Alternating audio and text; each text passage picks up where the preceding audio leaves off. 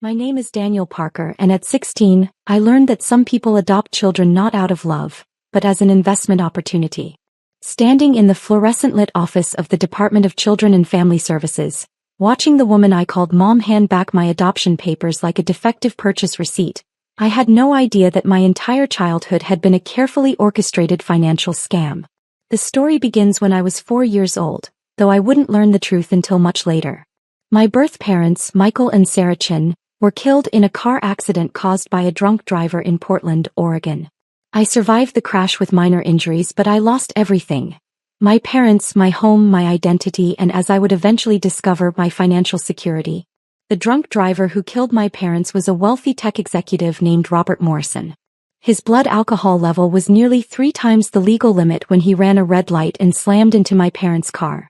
The civil lawsuit that followed resulted in a $400,000 settlement for my parents' wrongful death, money that was supposed to secure my future and honor their memory. But I knew none of this when Linda and George Parker adopted me 6 months after the accident. To my 4-year-old mind, they were salvation from the confusing world of foster care and grief counseling. Linda was a warm, affectionate woman who baked cookies and read bedtime stories. George was a gentle man who taught me to ride a bike and helped with homework. They lived in a modest but comfortable house in Beaverton, Oregon, with a backyard perfect for a young boy to explore.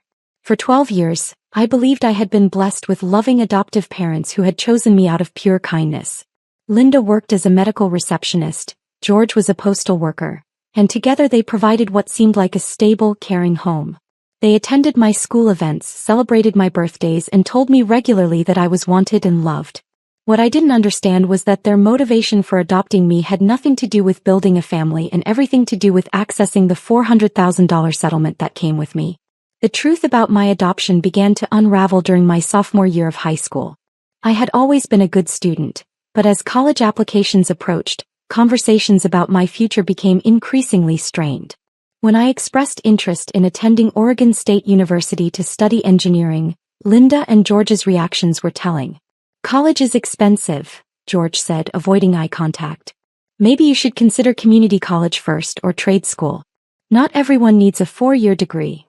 "But I have good grades," I protested. "And you always said education was important." Linda looked uncomfortable. "It is important, honey. But we need to be realistic about what we can afford." Their response confused me. While we weren't wealthy, they had always managed to provide for my needs. I had assumed they had been saving for my college education like other parents. Their sudden financial concerns about my future made me wonder if something had changed in our family's circumstances. The first concrete sign that something was wrong came when I overheard a heated argument between Linda and George in their bedroom one night. I was supposed to be asleep, but their raised voices carried through the thin walls of our house. "We can't keep putting this off," George was saying. "He's going to find out eventually." "Not if we're careful," Linda replied. "We just need to get him through high school and then he's on his own." "And what if he asks questions about college funding? What if he wants to see financial records?" "We'll figure something out. We always do." I pressed my ear closer to the wall, trying to understand what they were discussing. What would I find out? What financial records were they worried about? The conversation continued with fragments that made no sense to me at the time. "Should have planned better. The money's gone. Can't undo what we've done." I lay awake the rest of that night, wondering what secret my parents were keeping and why they seemed so worried about my future discoveries. Over the following weeks, I began paying closer attention to my parents' behavior and our family's financial situation. What I noticed was a pattern of expensive purchases that didn't align with their supposed concern about college costs. Linda drove a relatively new Honda Civic that she had purchased 2 years earlier. George had recently bought a Harley-Davidson motorcycle that he claimed was a midlife crisis purchase. They had remodeled the kitchen the previous year, installed a hot tub in the backyard, and taken annual vacations to Hawaii that seemed extravagant for a postal worker and medical receptionist. More puzzling was their attitude toward documentation of my early life. Whenever I asked questions about my adoption, my birth parents, or the circumstances that led me to their family, Linda and George became evasive and uncomfortable. "The past is the past," Linda would say. "What matters is that we're your family now." "Some things are better left alone," George would add. "Focus on the future, not what you can't change." Their reluctance to discuss my history struck me as odd. Most adoptive families I knew were open about the adoption process and encouraged questions about biological heritage. My parents' secrecy suggested they were hiding something significant. The breakthrough came during spring break of my sophomore year when I decided to research my own adoption records. Oregon had relatively open adoption laws, and at 16, I was old enough to access some basic information about my case. I told Linda and George the first was spending the day at the library working on a research project. Instead, I took the bus to downtown Portland and visited the offices of the Department of Human Services. The social worker who helped me, Mrs. Angela Rodriguez, was sympathetic to my desire to understand my background. She explained that while complete adoption records were sealed until I turned 18, she could provide some general information about my case. Your birth parents died in a car accident when you were 4, she told me, reviewing my file. You were placed in temporary foster care before being adopted by the Parkers 6 months later. Do you know anything about my birth parents? Their names, what they did for work? Mrs. Rodriguez consulted her notes. Michael and Sarah Chin. Your father was an accountant, your mother was a teacher. They lived in Southeast Portland. She paused, looking at something in the file that seemed to concern her. Is everything okay? I asked. I'm just noticing some unusual notations in your case file. There are references to a civil lawsuit and settlement funds, but the details are in sealed documents. My heart began racing. What kind of settlement? I can't provide specifics until you're 18. But it appears there was a wrongful death lawsuit related to your parents' accident. The settlement was placed in trust for your benefit. Settlement funds. Money that belonged to me, derived from my birth parents' death. Money that Linda and George had never mentioned in 16 years of raising me. How much money are we talking about? I asked. Mrs. Rodriguez shook her head. I really can't discuss financial details. But when you turn 18, you'll have access to all records and any remaining trust funds. Remaining trust funds. The phrase echoed in my mind during the bus ride home. If there were remaining funds, that implied some of the money had already been spent. But spent on what? And by whom? That evening I confronted Linda and George with what I had learned. I know about the settlement money, I said as we sat around the dinner table. I know my birth parents died in a car accident and there was a lawsuit.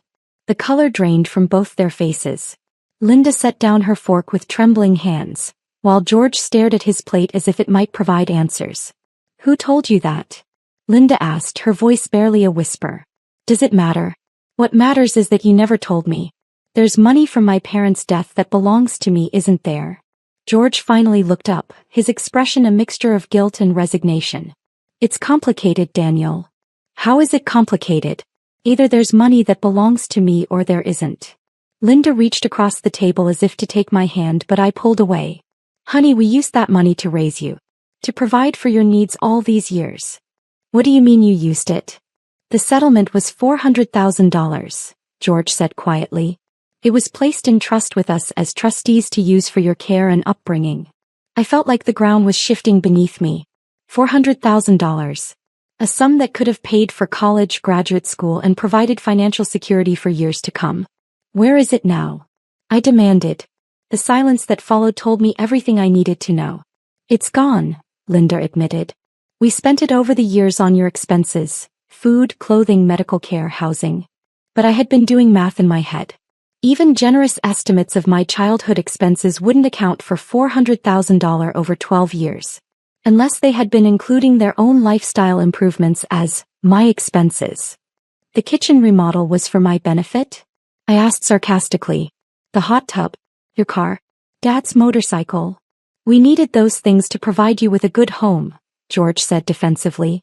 Everything we did was to create a stable environment for you. You stole my money, I said, the reality finally sinking in. You adopted me to get access to the settlement and then you spent it on yourselves. That's not true, Linda protested, tears starting to flow. We love you. You're our son. If you love me, then where's my college fund? Where's the money that was supposed to secure my future? Neither of them had an answer for that. The weeks following this revelation were the worst of my young life. The people I had trusted and loved had betrayed me in the most fundamental way possible. They had built their comfortable lifestyle on the blood money from my parents' death while telling me it was gone. But worse than the financial betrayal was the existential crisis it created. Had Linda and George ever truly loved me, Or had I been nothing more than a ticket to financial security? Every memory of my childhood was now tainted by the knowledge that their affection might have been motivated by money rather than genuine care. I started researching everything I could about adoption fraud and trustee misconduct. What I learned made me sick. There were legal standards for how settlement funds should be managed for minor children. Trustees were required to use the money primarily for the child's benefit and preserve the principal for the child's future. Personal expenses like luxury vehicles and home improvements were explicitly prohibited. Linda and George hadn't just spent my money. They had violated their legal duties as trustees and potentially committed criminal fraud. When I confronted them with this information, their response was to become defensive and controlling rather than apologetic. "You're being ungrateful," Linda said during one heated argument. "We gave you a loving home for 12 years. That's worth more than any amount of money." "A loving home paid for with my parents' death settlement," I replied. "We don't have to justify our decisions to you," George added. "We're still your parents and you'll respect us as such." But their authority over me felt hollow now that I understood their motivations. I began to challenge their rules, question their decisions, and demand accountability for the missing money. I also started getting in touch with Mrs. Rodriguez to understand my legal options. This change in our family dynamic created constant tension. Linda and George seemed unable to adjust to having their actions questioned, while I couldn't pretend that everything was normal after learning about their betrayal. The situation reached a breaking point 3 months after my discovery when I demanded to see financial records showing how my settlement money had been spent. "I want documentation of every dollar," I told them. "I want to see bank statements, receipts, and proof that the money was actually used for my benefit." "You're not entitled to that information," George replied. "We managed your funds appropriately." "Then prove it. Show me the records." Linda and George exchanged glances that I had learned to recognize as their signal for coordinated deception. "We don't have to prove anything to you," Linda said finally. "You're still a minor and we make the decisions in this family." "And when I turn 18? "When you turn 18, you can make your own decisions about your life." I realized they were planning to cut me loose the moment I reached legal adulthood, before I could take legal action to recover my money or expose their fraud. They had gotten what they wanted from adopting me, access to $400,000, and now I was becoming a liability. The final months of my time with the Parkers were characterized by escalating conflict and emotional distance. I felt like I was living with strangers who had stolen my identity and my future. They treated me like an ungrateful teenager who didn't appreciate their sacrifices. The end came on a Thursday morning in October, 2 months before my 17th birthday. I had been arguing with Linda about my college plans when she suddenly snapped. "Fine," she said, her voice cold with finality. "If you're so unhappy here, if you think we're such terrible parents, maybe you'd be better off somewhere else." "What's that supposed to mean?" George joined the conversation and I could see they had discussed this option before. "It means maybe this adoption isn't working out for any of us." I stared at them in disbelief. "You're threatening to give me back?" "We're considering all our options," Linda replied. "You're clearly not happy here and frankly we're tired of being treated like criminals in our own home." "You are criminals," I said. "You stole my money and lied about it for 12 years. That was apparently the last straw." The next morning, Linda called Mrs. Rodriguez and requested an emergency meeting to discuss disrupting my adoption.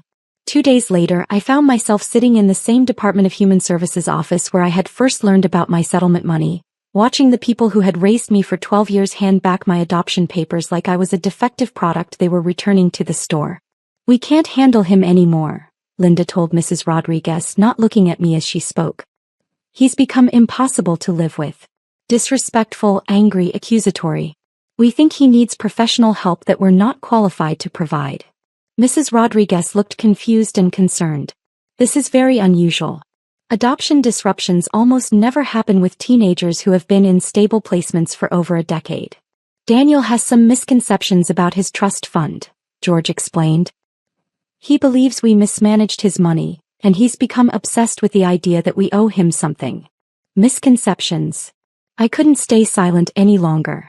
"You admitted you spent the $400,000 settlement on yourselves." "We used appropriate funds for your care and upbringing," Linda corrected. "But Daniel seems to think he's entitled to money that was spent raising him." Mrs. Rodriguez was taking notes. her expression growing more troubled as she listened to our exchange. Daniel, is it true that you've been having conflicts with your adoptive parents about financial matters? It's true that I discovered they stole my inheritance and spent it on luxury items for themselves while lying to me about it for 12 years, I replied. The meeting continued for over an hour, with Linda and George painting me as an ungrateful, disturbed teenager who had become impossible to live with since learning about the settlement money. They claimed they had tried everything to help me adjust but that I had become fixated on money that was legitimately spent on my care. I tried to explain the truth, that they had violated their duties as trustees and spent my money on personal luxuries while telling me it was gone. But Mrs. Rodriguez seemed overwhelmed by the complexity of the situation and the competing narratives. In the end, the system that was supposed to protect me sided with the adults who had legal authority over my life. My adoption was officially disrupted, and I was placed back into foster care at age 16, 12 years after Linda and George had taken me home as their son. As I packed my belongings into garbage bags, the same way I had arrived at their house as a 4-year-old, Linda made one final attempt at justification. "We did love you," she said, standing in the doorway of what had been my bedroom. "This isn't easy for us either. If you loved me, you wouldn't have stolen my money and then abandoned me when I found out. We gave you a good childhood," George added. "That should count for something." I looked around the room that had been my sanctuary for 12 years. The bed where Linda had read me stories, the desk where George had helped with homework, the walls covered with achievements and memories that now felt hollow and false. "You gave me a childhood paid for with my parents' blood money," I said. "And now that I know the truth, you're throwing me away like garbage." I walked out of their house carrying 2 bags of possessions and the knowledge that the people who had claimed to love me had been planning to abandon me from the moment I learned about their theft. But what Linda and George didn't realize was that they had made one crucial mistake. By disrupting my adoption, they had lost their legal authority over me and my affairs. At 16, I was old enough to have some control over my future, and I was old enough to seek justice for what they had done to me. The Parkers thought they had solved their problem by getting rid of me before I could take legal action. Instead, they had freed me to pursue the truth about my stolen inheritance and expose their fraud to the world. The 4-year-old boy who had trusted them completely was gone. In his place was a teenager who understood exactly how the world worked and was determined to make them pay for their betrayal. My new foster placement was with the Henderson family in Southeast Portland, a kind but overwhelmed couple who specialized in emergency placements for older teens. Margaret and Tom Henderson had been fostering children for 15 years and had seen every type of family crisis imaginable, but even they were shocked by my story. "Adoption disruptions are extremely rare," Margaret explained on my first night in their home. "Especially for children who have been in stable placements for over a decade. This situation raises serious questions about what really happened." Tom, a retired social worker, was more direct in his assessment. "If what you're telling us is true, your adoptive parents committed serious financial crimes. Trustees have legal obligations that can't be ignored just because they don't like being questioned. The Hendersons gave me something Linda and George never had: validation that my concerns were legitimate and my anger was justified. For the first time in months, I felt like someone believed me and understood the magnitude of what had been done to me. My first priority was gathering evidence of the financial fraud. Mrs. Rodriguez had told me I would have access to complete records when I turned 18, but I couldn't wait 2 years to begin building my case. I needed to start documenting everything immediately while the trail was still fresh. I started by researching public records that might reveal information about the settlement and how it had been managed. Oregon's court system maintained online databases of civil cases, and with some persistence, I was able to locate the wrongful death lawsuit filed on behalf of my birth parents. The case files were sobering to read. The police report described how Robert Morrison, intoxicated and driving at excessive speed, had run a red light and slammed into my parents' Honda Accord. My father died instantly from massive head trauma. My mother lived long enough to be transported to the hospital but died during emergency surgery. I survived because I was strapped into a car seat in the back, protected by the car's safety features and my parents' bodies absorbing the impact. According to medical records, I suffered a broken arm and multiple bruises but no permanent physical damage. The lawsuit that followed was straightforward. Morrison's blood alcohol content was 0.24, 3 times the legal limit. He had been drinking at a corporate event and chose to drive home despite being offered alternative transportation. His insurance company settled quickly to avoid a public trial that would have generated even more negative publicity. The settlement agreement specified that $400,000 would be placed in trust for my benefit, with my adoptive parents serving as trustees responsible for managing the funds for the child's care, education, and future welfare.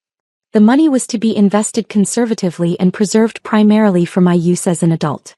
Most importantly, the trustees were required to maintain detailed records of all expenditures and provide annual accounting reports to the court.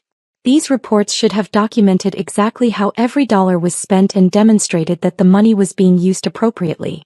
I requested copies of these annual reports from the court clerk's office, expecting to find evidence of the Parkers' financial mismanagement. What I discovered was even more damning. No reports had ever been filed. For 12 years, Linda and George had been legally required to document their use of my settlement money and submit those reports for court review. They had filed nothing. No expenditure records, no investment statements, no accounting of any kind. This wasn't just poor record-keeping, it was a deliberate violation of their court-ordered duties as trustees. And it suggested they knew their spending couldn't withstand scrutiny. Armed with this information, I contacted Legal Aid Services of Oregon to discuss my options. They assigned my case to attorney Sarah Kim, a specialist in elder financial abuse and trustee misconduct who had experience with cases involving the exploitation of vulnerable individuals. "This is one of the clearest cases of trustee fraud I've ever seen," she told me after reviewing the documentation I had gathered. "Your adoptive parents had explicit legal duties that they completely ignored while spending your money on personal luxuries. What can we do about it?" "Several things. First, we can file a motion with the court to remove them as trustees and demand a complete accounting of the missing funds. Second, we can pursue civil litigation to recover the money they stole. Third, depending on what we discover, there may be grounds for criminal charges." Sarah explained that Oregon law provided strong protections for beneficiaries of trust funds, especially when trustees had violated their fiduciary duties. The penalties for trustee misconduct included not just repayment of misappropriated funds, but also interest, penalties, and potential liability for the trustee's personal assets. "They can't just claim they spent your money on raising you," she continued. "Trustees are required to use trust funds conservatively and primarily for the beneficiary's future benefit. Personal luxuries like motorcycles and hot tubs are explicitly prohibited expenses. But building a strong case would require detailed financial records that I didn't have access to. We needed bank statements, credit card records, and documentation of major purchases to prove exactly how the money had been spent. That's where the Hendersons proved invaluable. Tom's background in social work had given him connections throughout the child welfare system, and he knew how to navigate bureaucratic obstacles that might have stopped me. "We're going to help you get justice," Margaret told me one evening after dinner. "What happened to you is unconscionable, and the people responsible need to face consequences." Through Tom's contacts, we were able to expedite my access to some adoption records that normally wouldn't be available until I turned 18. These files contained copies of financial documents that Linda and George had submitted during the adoption process, including bank statements showing the initial deposit of my settlement money. The records revealed that the $400,000 had been placed in a savings account at First National Bank of Oregon in November 2007, 6 months after my adoption was finalized. The account was titled Daniel Chin Parker Trust Fund, with Linda and George listed as co-trustees. But subsequent bank statements, which we obtained through a legal subpoena, told a very different story. Rather than being invested conservatively for my future, the money had been systematically withdrawn over the following years to fund the Parkers' lifestyle improvements. The spending pattern was clear and damning. December 2007, $35,000 withdrawal for kitchen renovation. March 2008, $12,000 for Linda's Honda Civic down payment. August 2008, $8,000 for Hawaii vacation. October 2009, $15,000 for George's Harley Davidson. June 2010, $18,000 for backyard hot tub and landscaping. Multiple smaller withdrawals for furniture, electronics, and luxury items. By 2015, the account balance had dwindled to less than $25,000. By the time I discovered the truth in 2023, only $3,200 remained, not enough to buy textbooks for a single semester of college. "This is systematic theft," Sarah explained as we reviewed the financial records. They treated your settlement money like their personal bank account while telling you it had been spent on your care. The evidence was overwhelming, but I wanted to understand the full scope of their deception. I began researching the actual costs of raising a child to compare against their claims that $400,000 had been necessary for my care. According to USDA estimates, the total cost of raising a child from birth to age 18 was approximately $230,000 for middle-income families. Since I had been adopted at age 4 and was now 16, the Parkers had been responsible for my care for only 12 years, roughly 2/3 of a childhood. Even using generous estimates that included housing, food, clothing, medical care, education, and childcare, the legitimate costs of raising me should have been no more than $180,000. And that was assuming they had borne all expenses themselves without any assistance from state adoption subsidies or other support. The math was clear. The Parkers had stolen at least $220,000 of my settlement money for their personal use while maintaining the legal fiction that they were acting in my best interests. But beyond the financial fraud, I was discovering an even more disturbing truth about my adoption. Through records requests and interviews with people involved in my case, I learned that Linda and George had specifically sought to adopt a child who came with a substantial trust fund. Mrs. Rodriguez, who had handled my original placement, reluctantly confirmed this when I pressed her for details about the adoption process. The Parkers expressed strong interest in your case specifically after learning about the settlement, she admitted. At the time, we thought they were just being realistic about the financial responsibilities of adoption. Did other families want to adopt me? She hesitated before answering. Yes. There were several families interested in adopting you. But the Parkers were very persistent, and they seemed financially stable and committed to your welfare. What she didn't say, but what I had pieced together from other sources, was that Linda and George had deliberately targeted children with trust funds or other financial assets. I wasn't their first attempt. They had previously inquired about adopting other children who had inheritance money, but those placements hadn't worked out. I was essentially a financial transaction disguised as a family placement. This revelation was devastating on a personal level, but it also strengthened my legal case. If I could prove that the Parkers had adopted me specifically to access my settlement money, it would demonstrate that their fraud had been premeditated rather than opportunistic.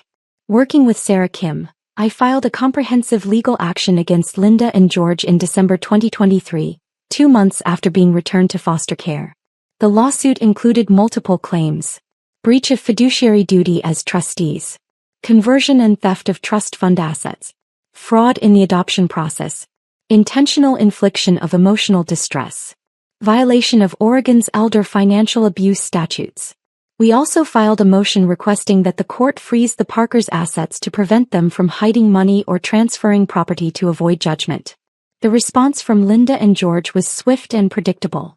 They hired an expensive attorney and claimed that all trust fund expenditures had been legitimate costs of raising me.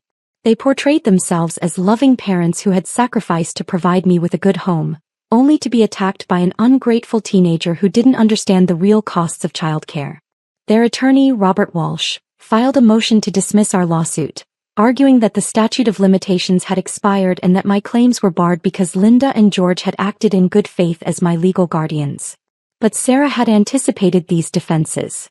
The statute of limitations didn't begin running until I discovered the fraud, which had only happened a few months earlier.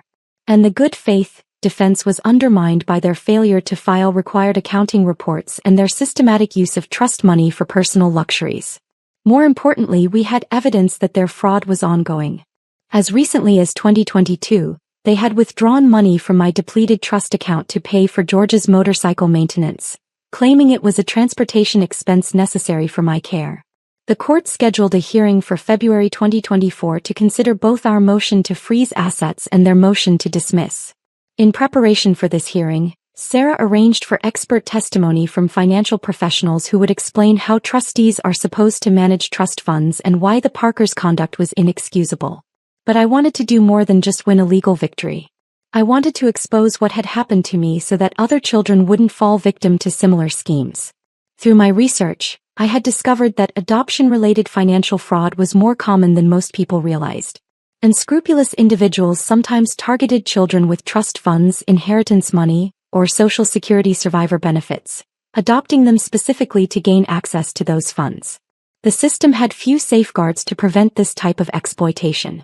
Social workers conducting home studies focused on emotional and practical readiness for adoption, not financial motivations. Court oversight of trust funds was minimal, relying on trustees to self-report their activities honestly. I began documenting my story in detail, creating a comprehensive record of how the fraud had occurred and what warning signs might have been missed. I also reached out to advocacy organizations that worked on behalf of adopted children and foster youth. One organization, the National Center for Youth Law, was particularly interested in my case because it highlighted systemic failures in how trust funds for minor children were monitored and protected. Your case could lead to important reforms in how adoption agencies screen prospective parents and how courts oversee trust fund management, explained attorney Maria Santos, who worked on policy issues for the organization. What kind of reforms? Better financial background checks for adoptive parents, mandatory training on fiduciary duties, regular court reviews of trust fund management, and penalties for agencies that fail to detect financial exploitation. The possibility that my suffering might prevent other children from experiencing similar betrayals gave me additional motivation to pursue the case aggressively, even when the legal process became overwhelming and emotionally draining. Living in foster care while fighting my former adoptive parents in court was one of the most challenging periods of my life. The Henderson family provided emotional support and stability, but I struggled with trust issues and depression that made it difficult to focus on school and planning for my future. I was also dealing with financial stress. The Parkers had stolen my college fund, and I had no resources to pay for higher education. I qualified for some financial aid as a foster youth, but the amounts were modest compared to what I would have had if my settlement money had been properly managed. Sarah Kim was working on a contingency fee basis, meaning she wouldn't be paid unless we won the case. But even with free legal representation, there were costs associated with the litigation, expert witnesses, document processing, court fees, that strained the Henderson family's limited resources. The emotional toll was even greater than the financial burden. Every court filing, every legal document, every conversation with attorneys was a reminder of how thoroughly I had been betrayed by the people who claimed to love me. There were nights when I lay awake wondering if I should just accept what had happened and try to move on with my life. The legal process was consuming enormous amounts of time and energy that I could have been using to focus on my education and future goals. But every time I considered giving up, I remembered the casual way Linda had handed back my adoption papers, as if I were a defective product being returned to the store. I remembered George's claim that providing me with a good childhood should somehow excuse their theft of my inheritance. And I remembered the 16-year-old version of myself, standing in that social services office, learning for the first time that his entire family had been built on a foundation of financial fraud. That boy deserved justice. The other children who might fall victim to similar schemes deserved protection. And Linda and George Parker deserved to face consequences for their calculated betrayal of a child who had trusted them completely. As the court date approached, I felt ready to tell my story to a judge and demand accountability from the people who had stolen my past and my future. The courtroom was smaller than I had expected, but the weight of the moment made it feel enormous. Judge Patricia Hawkins presided from the bench, her expression serious as she reviewed the extensive case files spread before her. To my left sat Sarah Kim, organized and confident. Across the aisle, Linda and George Parker sat with their attorney, Robert Walsh, looking older and more defeated than I remembered. This was the first time I had seen my former adoptive parents since the day they returned me to social services 4 months earlier. Linda kept glancing in my direction with what might have been regret, while George stared straight ahead, his jaw set in the stubborn expression I knew well from childhood arguments. This is a complex case involving serious allegations of trustee misconduct and financial exploitation of a minor, Judge Hawkins began. I've reviewed the preliminary evidence and I must say, the documentation raises troubling questions about the management of the plaintiff's trust fund. Sarah stood to present our case, her voice clear and confident as she outlined the evidence we had gathered. Your Honor, this case represents one of the most egregious examples of trustee fraud I have encountered in my practice. The defendants adopted Daniel Chin Parker specifically to gain access to his $400,000 wrongful death settlement, then systematically stole that money over 12 years while claiming it was being used for his care. She presented a timeline of the Parkers' spending, complete with bank records, purchase receipts, and photographs of the luxury items they had bought with my money. The evidence shows that defendants spent over $220,000 of trust funds on personal luxuries including kitchen renovations, motorcycles, hot tubs, and luxury vacations. Meanwhile, they failed to file a single required accounting report in 12 years, violating their court-ordered duties as trustees. Judge Hawkins studied the financial records with obvious dismay. "Mr. Walsh, how do your clients explain these expenditures?" Robert Walsh stood, clearly uncomfortable with the evidence he had to defend. "Your Honor, my clients maintain that all expenditures were legitimate costs associated with providing Daniel with a loving home and proper care. Raising a child requires significant investment in housing, food, transportation, and family activities." "Mr. Walsh," Judge Hawkins interrupted, "I see expenditures here for a $15,000 motorcycle, a $35,000 kitchen renovation, and multiple luxury vacations. How exactly do these benefit the child?" "The motorcycle provided reliable transportation for family activities. The kitchen renovation improved the home environment where Daniel was being raised. The vacations provided important family bonding experiences." Sarah rose for her rebuttal. "Your Honor, trustees have specific legal obligations that cannot be satisfied by creative rationalizations.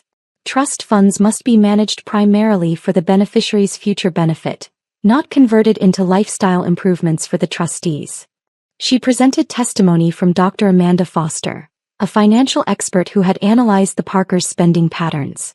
"Based on standard calculations for child-rearing costs," Dr. Foster explained, "the legitimate expenses for raising Daniel from age 4 to 16 should have been approximately $140,000 to $180,000, including housing, food, clothing, medical care, and education. The defendants spent more than twice that amount, with the excess going entirely to personal luxuries that provided no benefit to the child." But the most damaging testimony came from Mrs. Rodriguez, the social worker who had handled my original adoption placement. Under oath, she revealed details about the Parkers' adoption process that had been hidden from me for years. "The defendants specifically inquired about children who had trust funds or settlement money," she testified reluctantly. "They expressed particular interest in Daniel's case after learning about the size of his settlement. At the time, we interpreted this as financial responsibility, but in retrospect, their motivations appear to have been different." Judge Hawkins leaned forward. "Are you saying the defendants targeted this child specifically because of his financial assets?" "That appears to be the case, Your Honor. They had previously inquired about adopting other children with inheritance money, but those placements didn't proceed. The revelation that I had been targeted for adoption because of my money rather than loved for who I was hit me like a physical blow, even though I had suspected it.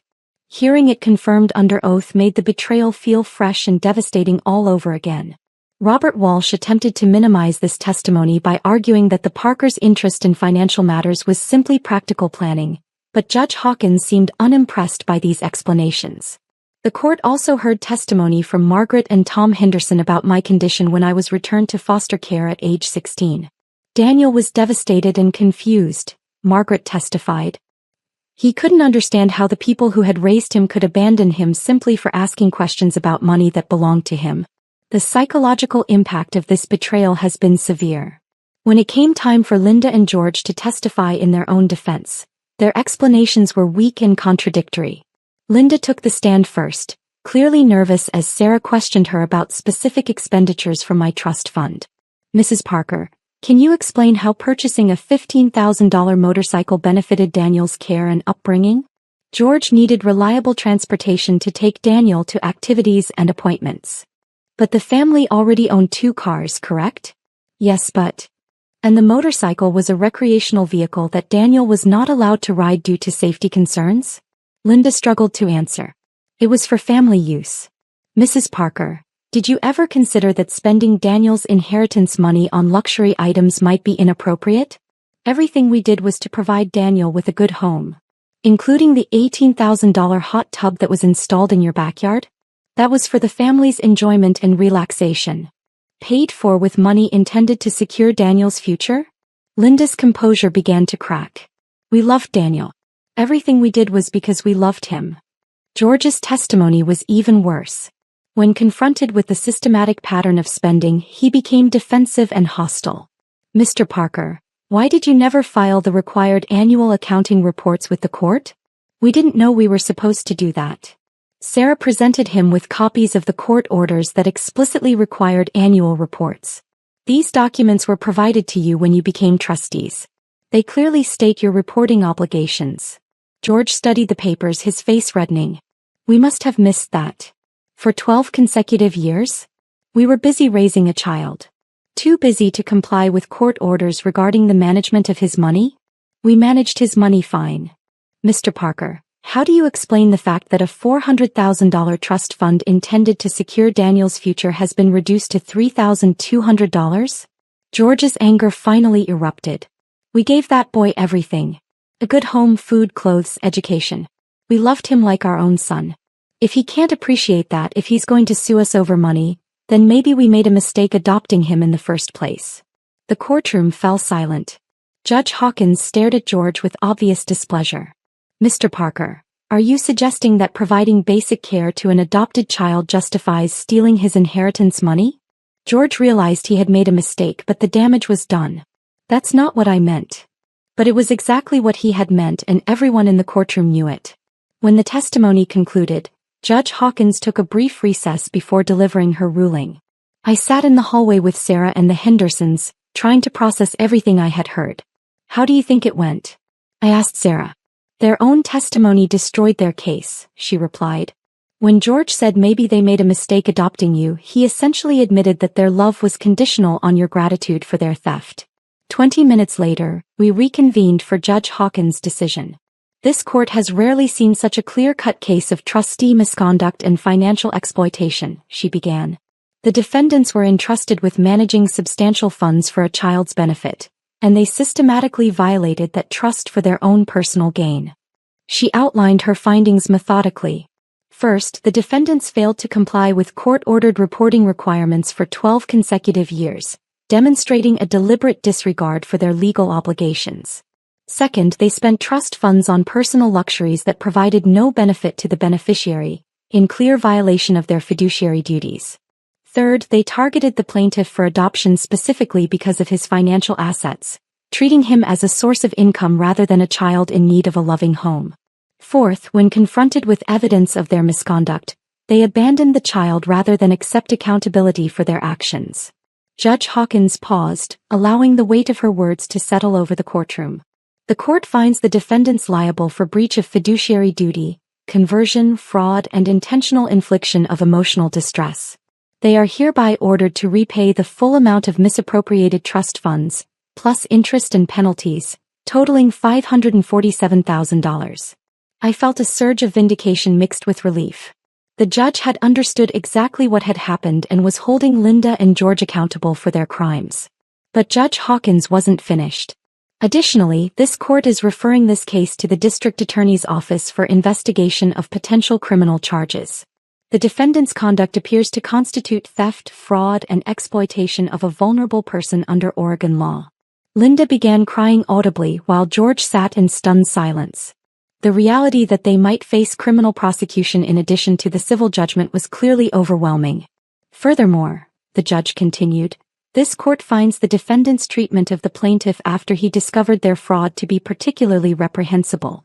Abandoning a child for questioning the theft of his inheritance demonstrates a complete absence of genuine parental love or concern. She addressed me directly for the first time during the proceedings. Daniel, I want you to know that what happened to you was not your fault. You deserved parents who would protect and nurture your future, not exploit it for their own benefit. This court hopes that justice being served will help you heal from this betrayal and move forward with your life. The emotional weight of her words, combined with the relief of finally being believed and vindicated, overwhelmed me completely. I broke down crying in the courtroom, feeling simultaneously vindicated and devastated by the formal confirmation of my family's betrayal. After the hearing, Linda approached me in the hallway, her face streaked with tears. Daniel, please, she said, reaching toward me. We did love you. Maybe we made mistakes with the money, but we genuinely loved you. I looked at the woman who had read me bedtime stories, baked birthday cakes, and comforted me through childhood fears. The same woman who had stolen my inheritance and abandoned me when I discovered the truth. If you loved me, I said quietly, You wouldn't have spent my parents' death settlement on luxury items for yourselves. And you definitely wouldn't have thrown me away when I found out. We can work this out as a family, she pleaded. We can pay the money back and try to rebuild our relationship. We're not a family, I replied. We never were. I was just a financial opportunity that you exploited for 12 years. George joined the conversation, his expression hard and unrepentant even in defeat. You ungrateful little, he started, but Tom Henderson stepped between us. That's enough, Tom said firmly. You've done enough damage to this boy. As the Parkers walked away to consult with their attorney about the judgment and potential criminal charges, I felt a complex mixture of emotions. Justice had been served, but it couldn't undo 12 years of lies or restore the childhood I had lost. The aftermath of the court ruling brought both vindication and new challenges. The Parkers were ordered to pay $547,000 but claimed they didn't have the assets to satisfy the judgment. Their house was mortgaged, George's motorcycle had depreciated significantly, and they had spent most of the stolen money on consumable items like vacations and home improvements. Sarah filed motions to garnish their wages and seize their assets, but recovery would be a long process. In the meantime, I was still living in foster care with minimal resources for college or my future. However, the publicity surrounding my case attracted attention from advocacy organizations and donors who wanted to help. The National Center for Youth Law established a scholarship fund in my name to help other aged-out foster youth pursue higher education. More importantly, my case led to legislative reforms in Oregon requiring better oversight of trust funds for minor children and stricter screening of prospective adoptive parents' financial motivations. 6 months after the court ruling, the district attorney filed criminal charges against Linda and George for theft, fraud, and exploitation of a vulnerable person. They eventually pleaded guilty to reduced charges and received sentences of 3 years probation and community service. As part of their plea agreement, they were required to make restitution payments and attend counseling for financial crimes. They were also placed on a registry preventing them from adopting or fostering children in the future. On my 18th birthday, I aged out of foster care but remained close to the Henderson family, who had provided me with more genuine love and support in 2 years than the Parkers had in 12. Margaret and Tom offered to let me stay with them while attending Portland State University, where I planned to study social work. My goal was to become an advocate for children in similar situations, working to prevent financial exploitation of vulnerable youth and helping survivors of family betrayal rebuild their lives. The settlement money that was eventually recovered, combined with scholarships and financial aid, allowed me to pursue my education without the crushing debt that might have otherwise limited my options. I was finally able to use my parents' legacy for its intended purpose, securing my future and honoring their memory. 3 years after the court case, I received a letter from Linda Parker. She claimed to have found religion in counseling and wanted my forgiveness for what she called our family's mistakes. I read the letter once, then destroyed it without responding. Some betrayals are too fundamental to forgive, and some relationships are too damaged by lies to rebuild. Instead, I focused on building a new life based on truth, justice, and genuine relationships. I graduated college with honors, began working as a child advocate, and eventually started a foundation to help other young people who had been financially exploited by their families. The 4-year-old boy who had trusted Linda and George Parker completely was gone. In his place was a man who understood that family is defined by love and protection, not by legal documents or financial opportunity. My birth parents had died trying to protect me from a drunk driver. My adoptive parents had spent 12 years stealing the legacy my real parents had left behind. But in the end, justice was served, and I was able to build a life that honored both my parents' memory and my own values. Sometimes the worst betrayals teach us the most valuable lessons about trust, resilience, and the difference between genuine love and calculated exploitation. The end. Have you ever discovered that someone you trusted was exploiting you financially? How did you find the courage to seek justice despite the emotional cost? Share your stories of standing up to family financial abuse in the comments below. If this story resonated with you, please like and subscribe to hear more tales of overcoming betrayal and finding justice. Remember, true family protects your future, not profits from your vulnerability. Thank you for following Daniel's journey from abandoned victim to empowered advocate. May we all find the strength to choose truth over comfort and justice over false peace.